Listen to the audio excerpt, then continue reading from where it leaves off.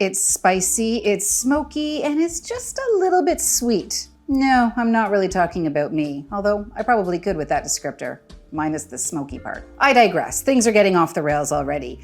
Why don't you join me for a fantastic whiskey cocktail that's going to be perfect for all of your winter gatherings.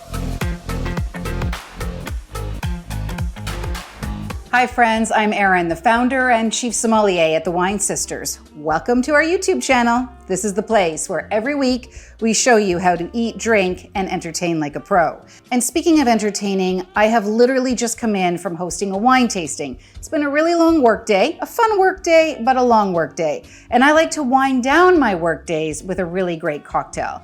Well, here in Toronto, where I'm from, it's a damp, chilly, kind of cold winter's day, and I would like to have a cocktail that's not only going to lift my spirits, but also warm the cockles of my heart. So enter a remedy for these cold, damp winter's days, and I've got a riff on a classic Penicillin. So my slight adaptation to a Penicillin still sticks with a smoky Scotch, still has that beautiful honeyed syrup, but I've got a few other things that are happening here, including a really nice honey liqueur. So let me show you how you do it. So into a shaker filled with ice, what I've got is I have 1.5 ounces of a smoky Scotch. This particular one happens to be something called Jura, but you could use Laphroaig, you could use Ardberg, whatever smoky Scotch, something with some nice undertones of peat will work for you. Just pour it in there. So that's 1.5 ounces of smoky Scotch. I'm also going to use an equal amount, 1.5 ounces of a honey liqueur. This is called Glayva, but you could also find a honeyed whiskey and that would work out just fine too. So that I'm going to put into there. I'm going to use 1 ounce of freshly squeezed lemon juice, and it really does have to be freshly squeezed. The bottled stuff has that artificial taste.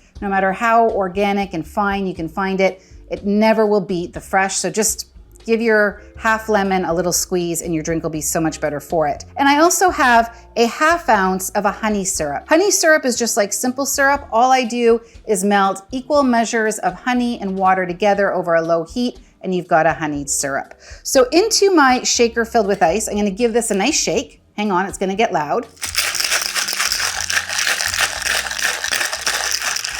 Until you've got the nice frost on your shaker and it's nice and chilled. I'm going to strain that into a rocks glass that has a king cube or a really big ice cube. If you don't have a king cube ice maker, no big deal. You know what you can use is you can use a silicone muffin tray, fill that with water, freeze them, and you get really big ice cubes that are perfect. So don't even worry about getting the king cube tray. If you don't have it, you don't necessarily need to get an extra thing. So we're just gonna strain this into our rocks glass. And then to top it up, I've got ginger beer. This is a non-alcoholic ginger beer. It's nice and spicy.